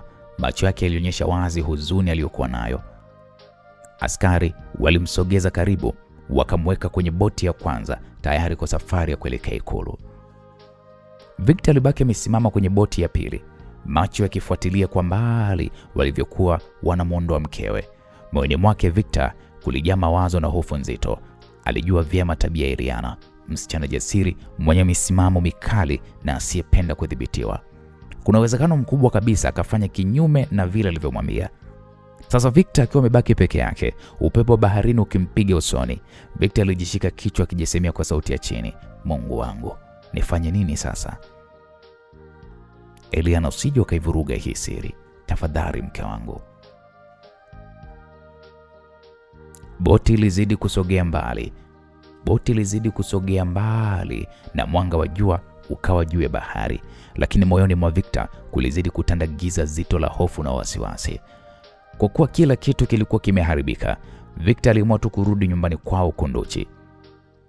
Wakati huo, nyumbani kwa Waziri Mkuu Profesa Mazanda, hali ilikuwa shwari. Taarifa za Victor kushindwa kuchukua faili lenye kazi chafu za waziri tayari ilikuwa imeshamfikia waziri mwenyewe. Miezi kadhaa nyuma, alimtuma Victor Australia kwa ajili ya kuhakikisha taarifa hizo hazifiki kwa Mheshimiwa Rais, lakini sivyo bahati kwao, mambo yalikuwa yanazidi kuwa mabaya kila dakika iliyotembea kwenye saa. Ndani ya jumba la waziri, kila mtu alikuwa amekaa sebuleni, huku hali ya taharuki ikitawala. Meza ya glasi katikati ilikuwa imejaa vikombe vya chai ambavyo haviguguswa kabisa. Na viti vyote vya ngozi vilikaa watu waliokuwa hawajihisi salama hata kidogo. Profesa Mazanda mwenyewe, mzee mwenye sura ya ukakamavu na macho yenye ukali, alikaa kwenye sofa kubwa mbele, mikono yake ikiwa imekutanisha vidole kana kwamba anatafuta majibu mazito. Kwenye uso wake kulionekana hofu isiyokuwa ya kawaida, tofauti na yule mwanasiasa jasiri anayejulikana bungeni na kwenye majukwaa ya kisiasa. Mungu wangu, kama faili lile limefika Ikulu, basi mchezo umeisha. Aliongea kwa sauti ya chini, lakini kila mtu akamsikia, akiwamo mkewe, yani Mama Victor, mama mwenye heshima na upole wa asili. Alimtazama kwa macho mekundu na ya hofu, lakini akamwambia, Baba Victor, ulisema umemtuma Victor Ostari ya kumaliza hili swala. Sasa imekuwaje tena kila kitu kiharibiki? Hata mimi sijui Mama Victor, ila nadhani mkewe ndio tatizo. Nani? Eliana? Kivipi? Msaidizi wangu Alfred kaniambia Eliana amelipata hilo faili na akaapa kwamba lazima alifikishe kwa baba yake. Hapo watu wote walishtuka. Mama Victor akauliza, ina maana Victor alikuwa anajaribu kumlazimisha Eliana aingie kwenye gari lake kwenye zile video zilizovuja mitandaoni? Huenda ndio sababu. Mungu wangu, itakuwaje sasa Baba Victor? Lazima tufanye jambo. Hii taarifa ikifika kwa rais tumekwisha. Kabla profesa hajajibu, mlango mkubwa wa chuma ulifunguliwa kwa kishindo na Victor aliingia. Alikuwa amevalia shati lake jeupe lililochafuka kwa majimaji ya baharini, nywele zikiwa zimevurugika na uso wake ukionyesha kila alichokipitia. Macho yamemgeukia, ukimya mzito katawala ghafla, kana kwamba muda ulikuwa umesimama. Victor. Mama yake alisimama, akataka kumkimbilia, lakini alisita kwa kuona sura ya mumewe imejawa na hasira. Profesa Mazanda alimpiga kijana wake jicho la uchungu na kisha akasema kwa sauti kali, Victor, nilikutuma Australia kwa jambo moja tu, kufunika siri hii ya uhujumu uchumi, siri ambayo ikitoka sio mimi tu nitakayeangamia bali familia nzima, mali zote na kila kitu. Sasa nasikia fununu ya kwamba faili hilo lipo mikononi mwa Eliana na amepanga kumfikishia baba yake. Umenisaidia kitu gani sasa? Ina maana umeshindwa kabisa kumdhibiti mkeo asipeleke hilo faili kwa rais. Victor alisimama kimya, uso wake ukidondoka kwa aibu na hasira ya ndani. Aliushika uso wake kwa kiganja kimoja, akatikisa kichwa na kisha akasema, Baba, nilijitahidi, nilipambana sana, nilijaribu kumzuia Eliana, lakini akang'ang'ania. Kapteni wa Ikulu alikuja kwa boti, alimchukua mbele ya macho yangu. Nilikosa nguvu ya kupinga mamlaka. Naam, hapo kimya ulitawala kwa sekunde chache na kisha mlio wa hasira ukapaza sauti ya Profesa Mazanda. Victor, wewe ndio wa kwanza kwenye hii familia, kiongozi wa vizazi vijavyo, lakini umetuletea janga. Hujui kama hili likifichuka mali zote zitatawaliwa na serikali? Tutakuwa masikini wa kutupwa, tukiishi kwa aibu mitaani. Hapo binamu yake Victor ambaye ni Duncan aliyekuwa amekaa upande wa kushoto alijitupa mbele kwa jazba akasema, Mjomba, naona tusikae kimya. Tufanye kila njia kuhakikisha faili hilo halifiki mezani kwa rais. Na kama ikibidi tumtumie mtu wetu wa ndani ya Ikulu alinyakue kabla lijamfikia mheshimiwa rais. Naam, Mary, mke wa Duncan, naye alidekea kwa kusema, hapana, tukijaribu kulizuia sasa tutajiongezea hatari zaidi. Mjomba, kumbuka Rais Sarungi sio mtu wa mchezo. Akigundua tunahujumu jitihada zake, atatuteketeza haraka zaidi. Labda suluhisho ni kukubali makosa, tukutane naye tukipiana naye masharti ya kuokoka. Maneno yale yalimkera Duncan. Duncan akasema, hapana bwana, ina maana kwamba unataka tujipeleke si wenyewe kwenye kitanzi? Unajua rais akipata siri hizo haitakuwa mazungumzo, itakuwa ni kufungwa kwetu na kutwaliwa kwa kila kitu. Mary akajibu kwa upole lakini kwa uthabiti, lakini hebu fikiria, tukipambana zaidi, na je ikishindikana? Tutaonekana maadui wa taifa. Bora tukubaliane kwa mazungumzo kuliko kuishia kufa vibaya. Naam, Mama Victor alikuwa ni mtu anayelia tu. Alimgeukia kijana wake Victor na kisha akamuuliza, kwa nini Victor umerudi mikono mitupu mwanangu? Tulikuwa tunakutegemea wewe. Angalia sasa tumebaki bila ulinzi mwanangu. Mama, nilipambana. Nilijaribu kutumia kila nafasi ya kumshawishi Eliana, lakini hamumjui Eliana alivyo. Hana cha kumogopa yeyote, hata babake mwenyewe hamogopi. Na sasa naona hana kizuizi tena. Naam, Profesa Mazanda aligonga meza kwa ngumi nzito. Kikombe cha chai kikadondoka chini na kuvunjika vipande. Akasema, basi tutumie njia za mwisho. Kama ikibidi tumzuie hata kabla hajafika kwa rais. Hatutakaa tuangalie familia yetu ikipotea kwa ujinga. Baba, sijui tutawezaje hilo. Maana hivi tunavyoongea Eliana atakuwa yuko tayari, yupo Ikulu.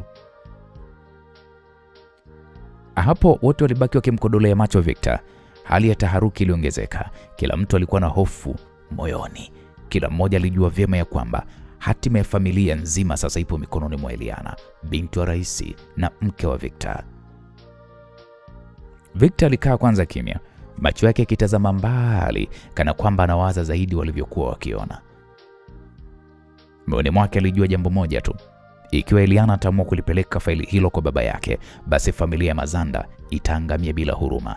Lakini pia alimjua Eliana. Hakujua kama anaweza kumbadili mawazo au tayari ameshachelewa. Hali ya ukimya mzito ilitawala tena pale sebuleni. Kila mmoja alikuwa kama vile anasubiri jibu ambalo haliji. Lakini ukweli mmoja ulikuwa uko wazi.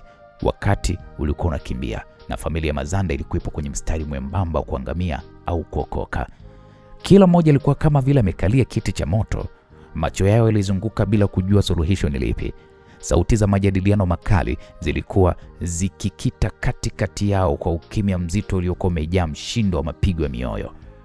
Ghafla, mlango mkubwa wa mbao wenye vigae vya dhahabu ulifunguliwa na Alfred aliingia, msaidizi mwaminifu wa waziri. Alikuwa kihema kana kwamba amekimbia mbio ndefu. Uso wake ulibeba taharuki kubwa. Alisimama katikati ya sebule na akatangaza kwa sauti nzito, Mheshimiwa Waziri, Mheshimiwa Rais anawaita Ikulu. Iwe mara moja, na siwe peke yako, hata Victor pia anahitajika. Kama radi iliyopiga pasipo na mvua, maneno yale yalitikisa nyumba nzima. Mama Victor alishika kifuani kwa mshangao, macho yake yakipanuka kana kwamba ameona msiuka. Mary alishusha pumzi nzito, machozi yakimlenga-lenga. Duncan alijitupa nyuma ya sofa, akitupa mikono juu kwa kukata tamaa. Yamekwisha. Duncan alipaza sauti. Hakuna tena kutuokoa. Eliana ameshatufikisha pabaya. Hakika ameshampa baba yake lile faili. Wakati wetu wa mwisho umefika. Duncan, ndugu wa mbali wa familia, ambaye mara nyingi alikuwa ni mshauri wa mikakati ya kifamilia, alitupa wazo kwa jazba. Bora mjomba usiende. Huo wito wa rais si wa mwaliko, ni hukumu. Hiyo ni hukumu. Ikitokea umeingia Ikulu, hautarudi tena nyumbani. Bora tu ukimbie mjomba kuliko kwenda kufia gerezani. Tafuta njia ya kuondoka nchini mara moja kabla hata hawajafunga mipaka kwa ajili yako. Mama Victor alitulia kimya, midomo yake kimtetemeka bila sauti kutoka. Mikono yake ilikuwa inashikashika uso wake kana kwamba anataka kuondoa ndoto mbaya iliyomjia. Victor aliyekuwa amekaa kwenye kiti cha kona alishika kichwa kwa mikono yake yote miwili. Aliinua macho kwa ghadhabu na hofu.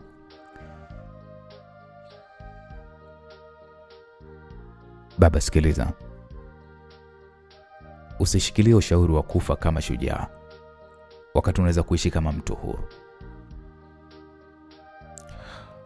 Kwa umri wako, kwa hali yako ya moyo na pressure, ukifungwa hata mwezi mmoja gerezani, utamalizwa kabla siku yako haijaweza kufika. Baba, tafadhali. Acha tuondoke. Hebu tuondoke sasa hivi. Twende hata nchi za jirani. Msumbiji, Zambia, popote pale, angalau tubaki tu tukiwa tuko hai. Maneno ya Victor yalikuwa na hisia kali, yakionyesha mapenzi ya mwana kwa baba yake. Lakini Profesa Mazanda hakutikisika. Aliinua kichwa chake taratibu, macho yake yakikaza kwa msisitizo, akasema kwa sauti ya mamlaka ya huzuni, "Hapana mwanangu. Hapana. Kukimbia sio suluhisho la heshima. Mimi ni waziri mkuu wa hii nchi. Nimekula kiapo mbele ya bendera ya taifa. Hata kama nimekosea, hata kama nimeshika maamuzi mabaya, bado sitakimbia. Ikiwa hii ndo hatima yangu, basi ngoja nikae nayo uso kwa uso. Siwezi kukimbia kama mwoga." "Lakini baba." Victor alipaza sauti, alisimama haraka kana kwamba anataka kumkemea. Baba, unajua maana ya gereza kwa hali yako? Hata dawa zako zipatikane, hutoweza kuhimili. Hii sio heshima, hii ni hukumu ya kifo baba." Profesa Mazanda alinua mkono wake na kisha akamkatisha Victor kwa kumwambia, "Victor, mimi sio mwanaume wa vita. Nimepigania siasa, nimepigania hii familia, nimepigania mali hizi tulizo nazo. Ikiwa sasa ni zamu yangu ya kupigania heshima yangu, basi sitaweza kukimbia. Siku yangu ikifika, itafika tu kwa heshima, sio kwa kujificha msituni kama mwoga. Hata Rais Sarungi akiniangamiza, nitakuwa nimekufa nikisimama, sio nimekufa nikikimbia." Hapo ukimya mzito ulitawala tena. Macho yote yalimtazama Profesa Mazanda, baadhi wakimwona ni kama shujaa, wengine wakimwona kama ni kichana itafuta umauti. Mama Victor machozi yalimwagika taratibu, na kisha akasema kwa sauti ndogo, "Lakini mume wangu, watoto hawa wataishije bila wewe? Angalia, hawana nguvu ya kubeba majukumu yako." Mheshimiwa Zanda alitabasamu kwa uchungu na kisha akamgeukea mkewe.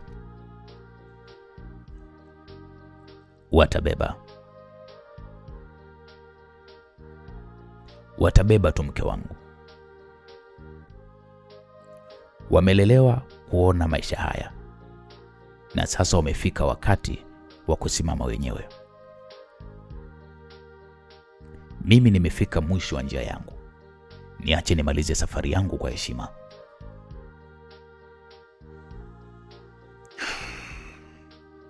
Victor alishusha pumzi nzito, akakaa tena kwenye kiti huku akiwa anatikisa kichwa.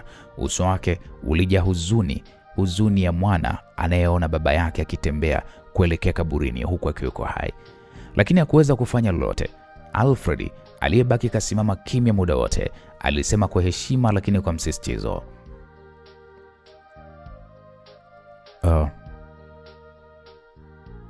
"Mheshimiwa Waziri, gari tayari liko nje, rais anakusubiri." Profesa Mazanda aliinuka taratibu, mwili wake ukiwa ni mzito ukihitaji msaada wa fimbo aliyokuwa akiitumia mara chache. Alimwangalia Victor machoni akamwambia, "Jiandae mwanangu. Tunakwenda pamoja. Ukijifunza kitu leo, basi jifunze hili ya kuwa mwanaume anaishi na anafariki na heshima yake." Hapo Victor alibaki ameduaa tu. Alinyamaza huku akihisi moyo wake unazidi kupasuka vipande vidogo vidogo. Hakuweza kabisa kuamini kwamba baba yake anajipeleka ye mwenyewe kwenye mikono ya umauti.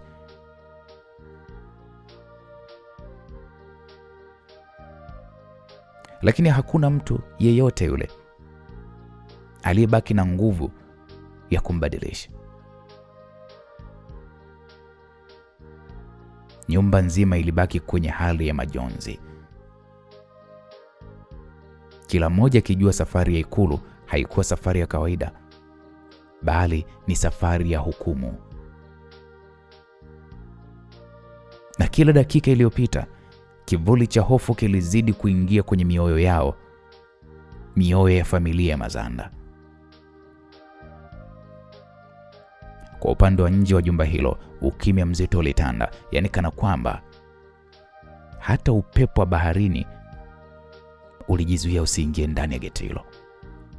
Profesa Mazanda alitembea polepole akisaidiwa na fimbo yake. Victor alikuwa pembeni yake kana kwamba anataka kumzuia kila hatua anayopiga, lakini hofu na heshima kwa baba yake vilimfanya akose nguvu ya kuchukua hatua yoyote. Waliingia ndani ya gari jeupe la kifahari lililotumwa kutoka Ikulu. Alfred alikaa mbele ya dereva huku waziri pamoja na Victor wakikaa siti za nyuma. Milango ilipofungwa, safari ilianza.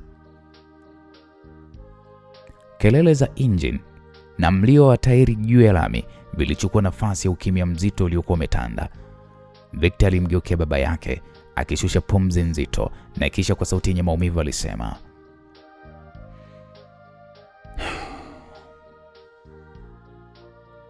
"Baba, tafadhali, najua unamaanisha unataka heshima yako. Najua hutaki ionekane kama vile umekimbia. Lakini hii sio njia sahihi baba. Umenifundisha kuwa mwanasiasa lazima ujue kuchagua vita gani upigane na vita gani ukimbie. Kwa nini leo umesahau baba?" Hapo Profesa Mazanda alimtazama mwanae kwa macho mazito yaliyobeba heshima na upendo. Alitikisa kichwa taratibu na kisha akasema, "Victor mwanangu, siwezi kukimbia mbele ya historia. Siwezi kuruhusu jina langu litamkwe mitaani kwa kejeli kwamba eti waziri mkuu alikimbia. Hapana. Hata kama kuna hatari, lazima nikabiliane nayo. Heshima ya familia hii ni muhimu kuliko maisha yangu." Victor alibaki amekunja uso. Alishika nywele zake kwa mikono yote miwili. Alipiga kelele za maumivu ya moyoni kwa kusema, "Lakini baba, heshima gani hii? Heshima gani hii ikiwa itakuua baba?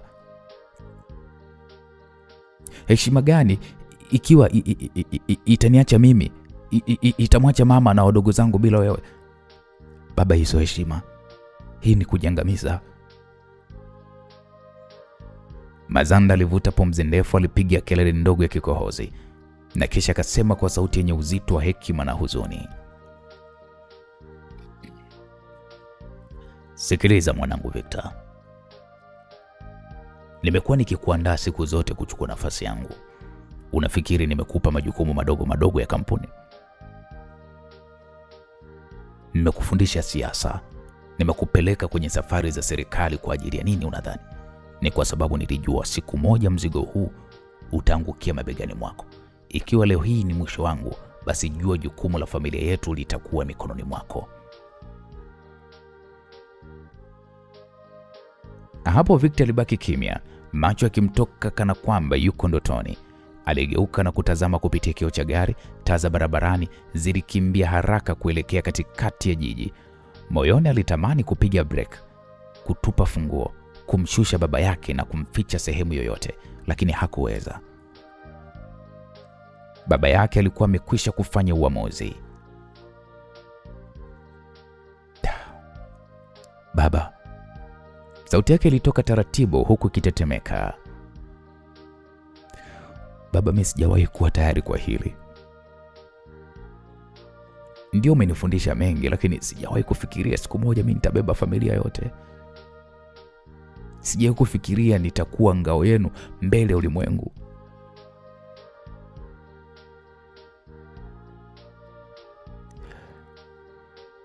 Mimi bado ninajifunza baba.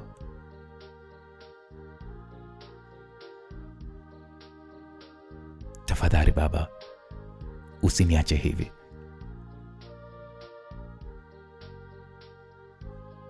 Profesa Mazanda aliinua mkono wake mzito, akaweka juu ya bega la Victor. Joto la mkono huo lilikuwa lina nguvu ya baba anayetoa baraka zake. "Victor, kila mwanaume hufika siku yake ya mtihani. Siku yako ni hii. Usione kama ni mapema. huu ndo wakati wako. Tambua kwamba huwezi kumridhisha kila mtu duniani, lakini lazima uilinde familia yako kwa gharama yoyote. Ukumbuke haya maneno yangu. Heshima ya jina letu sasa iko mikononi mwako. Mimi nitakabiliana na Rais Sarungi, lakini wewe ni lazima ubaki kwa ajili ya ndugu zako. Msikilizaji, Victor alijaribu kuzuia machozi, lakini yalijaa machoni pake. Alianza kuzungumza kwa hasira ya uchungu. Kwa nini kila kitu lazima kiwe mikononi mwangu? Kwa nini kila mara wewe unataka kuonesha nguvu hata pale ambapo haipo? Wewe ni baba yangu, mimi ni mwanao. Tafadhali fikiria mara mbili. Tukishafika Ikulu na rais akikuhukumu, mimi nitaishije nikijua kabisa sikuweza kukulinda baba? Hapo waziri alitabasamu kwa uchungu na kisha akamwangalia mwanae, akamwambia hiyo ndiyo maana ya kuwa mwanaume. Victor, kuishi na majeraha, kuishi na maamuzi magumu, huo ndo wanaume, hata kama yanakuchoma moyoni. Nitakufa nikiwa niko na amani moyoni, nikijua mwanangu atabeba mwenge wangu. Hapo gari lilizidi kukimbia barabara kuu, taa za Dar es Salaam zikionekana kana kwamba nyota zimeporomoka ardhini. Ukimya wa huzuni ulitawala ndani ya gari. Kila sekunde ilihesabiwa kama bomu linalokaribia kulipuka. Victor aligeuka tena kumtazama baba yake. Moyo wake ulikuwa umebeba maumivu yasiyoelezeka. Hapakuwa na maneno tena, hapakuwa na nguvu ya kumshawishi. Alijua Profesa Mazanda alikuwa tayari na heshima ndiyo iliyokuwa kipaumbele chake cha mwisho duniani. Lakini ndani ya nafsi ya Victor, moto wa hofu na upendo ulizidi kuwaka. Kama hii kweli ndo safari ya mwisho baba yake, je, ataweza kweli kubeba mzigo wote peke yake?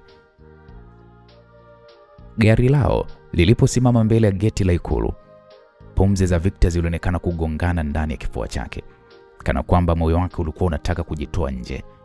Pamoja na ukweli ya kwamba si mara yake ya kwanza kufika hapo Ikulu, lakini siku hiyo kila kitu kilionekana ni cha tofauti. Ukuta mrefu wa Ikulu uliopakwa rangi nyeupe ulimulika kama jua la mchana, ukimkaba koo kama kuta za gereza. Macho yake Victor alishindwa kutulia sehemu moja.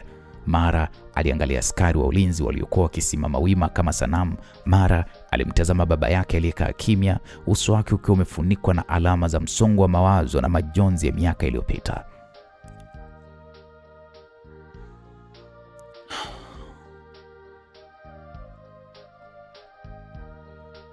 Baba, bado hatujachelewa.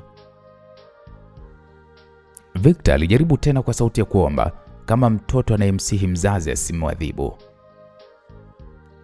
Baba, tunaweza tukageuka tuondoke. Hili sio lazima lifikie hapa. Lakini waziri mkuu Profesa Mazanda hakuonyesha dalili ya kutikisika. Aligeuza uso wake taratibu, macho mazito akimtazama mwanae, na kwa sauti yenye uwepesi lakini yenye uimara akamwambia Victor, mimi najua wewe unachokihofia, lakini mwanangu, kuna nyakati ambazo mwanadamu hawezi kukimbia kivuli chake. Kwa hiyo hii ndio hatima yangu. Basi heri nikabiliane nayo uso kwa uso. Msikilizaji, maneno hayo yalizidi kumtwika Victor mzigo wa maumivu. Kila sekunde iliyopita alijiona kama vile ni mwana ambaye ameshindwa kumlinda baba yake. Macho yake Victor yakakutana na yule mlinzi mmoja aliyewakaribisha. Kwa Victor hakumwona kama askari wa kawaida, bali alimwona kama mfungwa akipokelewa na mlinzi wa gereza. Na kisha ishara ya heshima aliyowekewa baba yake ilikuwa ni kama vile kimchoma zaidi. Aliona heshima hiyo huenda ikawa ndo mwisho wao kwao kuipokea kabla ya hukumu nzito.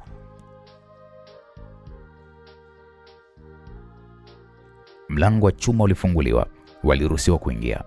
Harufu safi ya maua yaliyopandwa bustanini iliwakaribisha, lakini kwa Victor ilionekana kama ni harufu ya shada la maua mazuri yanayowekwa juu ya kaburi. Victor miguu yake ilikuwa ni mizito. Kila hatua alihisi kama vile anavuta minyororo isiyoonekana. Walipokuwa wanapita barabara ndogo ya mawe ndani ya Ikulu, aliwaangalia wafanyakazi waliokuwa wakiharakisha huku na kule. Wasaidizi, makatibu, wapishi, hata wapiga deki. Siku zote walikuwa ni watu wa kawaida, lakini leo Victor aliwaona kama vile, aliwaona kwa macho tofauti. Victor alihisi kama kila mmoja wao pale alikuwa ni askari aliyeficha ndevu zake chini ya mavazi ya kiraia, wakiwasubiri wao tu wawili wafike ili wawashikilie. Jasho jembamba lilianza kumtiririka usoni Victor, huku koo lake likikauka, kana kwamba hajakunywa maji kwa siku 3. Baba yake alikuwa tofauti na yeye. Baba mtu alitembea kwa mwendo wa kujiamini, ingawa mikono ilikuwa ikitikisika kidogo kama ishara ya mapigo ya moyo iliyokuwa inapanda juu. Victor alijua tatizo la moyo wa babake lingeweza kuibua maafa wakati wowote ule. Victor aliinua macho yake, akamwangalia tena. Alijikuta kibubujiko na mawazo. Je, leo ndio siku nitakayomwona babangu kwa mara ya mwisho akiwa huru? Walipofika kwenye korido kuu, waliongozwa moja kwa moja kuelekea kwenye ukumbi wa mikutano, ukumbi ambao Mheshimiwa Rais Sarungi mara nyingi aliutumia kwa shughuli za kiutawala. Kila hatua iliyobaki ilikuwa ni kama hukumu inakaribia kutolewa. Victor alihisi miguu yake imekufa ganzi. Akawa anatamani kama angeweza kumvuta baba yake pembeni na kumficha, lakini hapakuwa na pa kukimbilia. Mlango mkubwa wa mbao ulipofunguliwa, hewa nzito iliwapuliza nyuso zao. Ukumbi ule ulikuwa na meza kubwa katikati, viti vya ngozi vilipangwa kwa mstari, na taa kubwa za dari zilitoa mwanga mkali uliowafanya wote wawili wajisikia wamesimama katikati ya jukwaa la hukumu. Victor alipumua kwa nguvu, kifua chake kikionekana kuongezeka kwa kupungua kwa kasi. Hata kabla hawajakaribishwa kuketi, Victor aliweza kuhisi ukimya uliokuwa umeenea mle ndani. Ukimya ambao kwa kawaida humaanisha hatari. Hapo ndipo alipotambua kwamba hatima familia yao sasa ilikuwa iko mikononi mwa mtu mmoja tu, Rais Sarungi, ambaye bado alikuwa hajajitokeza. Aliangalia pembeni, akakutana na macho ya askari waliokuwa pembeni mwa ukumbi. Macho yao yaliyokuwa makali kweli kweli, wakimkumbusha wazi ya kuwa muda si mrefu wanaweza kuamrishwa wamshike baba yake. Hapo ndipo hofu ya hali ya juu ilimpanda Victor. Alitamani kumsaidia baba yake, lakini hakuwa na la kufanya. Alijikuta kibana tungumi zake, macho yake yakiwaka kwa hasira isiyokuwa na msaada. Waziri alisogea na kuketi kwenye kiti. Alimtazama mwanae kwa upole na kisha akamwambia, usiogope Victor. Waziri alisema kwa sauti ya chini lakini yenye nguvu ya faraja, kila kizazi kina mzigo wake wa kubeba. Ikiwa huu ni wa kwangu, basi wa kwako ni kuhakikisha familia inaendelea kuishi. Maneno hayo yalimvunja moyo Victor. Alihisi kama vile anabanwa na mikono ya barafu kifuani mwake. Alinamisha kichwa chake, machozi yakimjaa, lakini akayazuia kwa nguvu. Ukumbi ule sasa haukuonekana tena kama sehemu ya heshima, bali ulikuwa ni kaburi lililo wazi, likisubiri tu kufunikwa. Victor alihisi mapigo ya moyo wake yakigongana na mapigo ya sekunde za saa kubwa iliyoning'inia hapo ukutani. Waziri Mkuu Profesa Mazanda naye alikaa kimya, uso wake ukiwa tu umejificha nyuma ya miwani ya macho, lakini ndani yake kulikuwa kuna mchanganyiko wa hofu na ujasiri wa kujikubali. Mara mlango mkubwa wa upande wa nyuma ulifunguliwa kwa kishindo. Kila mmoja aliinuka mara moja kwa heshima. Walioingia ndani humu ulikuwa ni msafara wa viongozi mashuhuri kabisa wa rais, makamanda wa usalama waliovalia suti nyeusi na miwani ya giza, mawaziri kadhaa waliokuwa wakibeba mafaili mikononi mwao, wote wakiwa kwa nyuma ya mtu mmoja ambaye alitembea kwa mwendo wa kujiamini na heshima nguvu. Kwa mwendo wa kujiamini na heshima ya nguvu kubwa. Alikuwa yeye, Mheshimiwa Rais Sarungi. Uso wake ulikuwa na ukali wa radi, macho yake yaliwaka moto kwa hasira. Hakuhitaji kusema neno lolote, hata hewa iliyotanda mule ndani ilibadilika, ikawa nzito kana kwamba kila mmoja alibanwa koo. Victor alihisi miguu yake ikilegea. Alitamani hata kusimama nyuma ya baba yake kujificha, lakini hakuweza. Walitoa salamu kwa Mheshimiwa Rais, ingawa rais hakuonekana kutabasamu. Hakutikisa kichwa, hakutoa ishara yoyote ya ukarimu. Alisogea taratibu hadi kwenye kiti kikubwa cha ngozi kilichokuwa katikati ya ukumbi. Akakaa bila hata ya kuangalia pembeni. Macho yake yalielekezwa moja kwa moja mbele na pale alipokaa tu. Ukumbi mzima ulijaa hewa ya wasiwasi zaidi. Alitulia sekunde chache na kisha kwa sauti nzito na yenye uzito wa mamlaka akasema, "Waziri Mkuu, na wewe Victor, najua mna maswali mengi sana kwa nini nimewaita hapa, si ndo manake?" Victor kwanza alishusha pumzi kwa ndani, moyo wake ukipiga kwa nguvu. Hakuthubutu kuinua macho yake. Aliishia tu kumtazama baba yake kwa haraka, lakini hata baba yake hakuonyesha dalili ya ujasiri. Rais aliendelea kwa sauti yake ikiwa ni kama ya radi iliyovuma ndani ya mlango wa hofu. "Kuna jambo nimewaitia. Kuna jambo kubwa sana limefanyika. Jambo linalohusu usalama wa taifa letu. Na pia linalohusu heshima ya familia zenu. Sasa kabla sijaweka wazi, nataka kila mmoja wenu akumbuke, taifa linapokuwa hatarini, hakuna nafasi ya mchezo. Hakuna nafasi ya dharau, hakuna nafasi ya udanganyifu." Victor alijikuta akipiga mate mdomoni mwake. Kauli hiyo ya fumbo ilimchanganya zaidi. Je, kwamba tayari Mheshimiwa Rais ameshapokea faili au anazungumzia jambo jingine? Mawazo yalipishana kichwani mwake Victor kwa kasi ya upepo. Mheshimiwa Rais alibana midomo yake kwa nguvu, macho yake makali yakigeuka kwa ghafla na kumwangalia Waziri Mkuu. "Wewe Profesa Mazanda, wewe ni mtu mzima. Umelihudumia taifa hili kwa muda mrefu tu, lakini swali langu, je, bado unaliona taifa hili kama mali ya vizazi vyote, si ndo manake? Au unaliona hili taifa kama shamba lako binafsi la kifamilia?" Hapo ukumbi mzima ulibaki kimya. Wote walikuwa wameketi pembeni walishusha macho chini, wasithubutu kuingilia. Victor alihisi mapigo ya moyo yakizidi kwenda kasi. Waziri Mazanda alipojaribu kutikisa kichwa kutaka kutoa majibu, rais akamkatisha akamwambia, "No, usinijibu.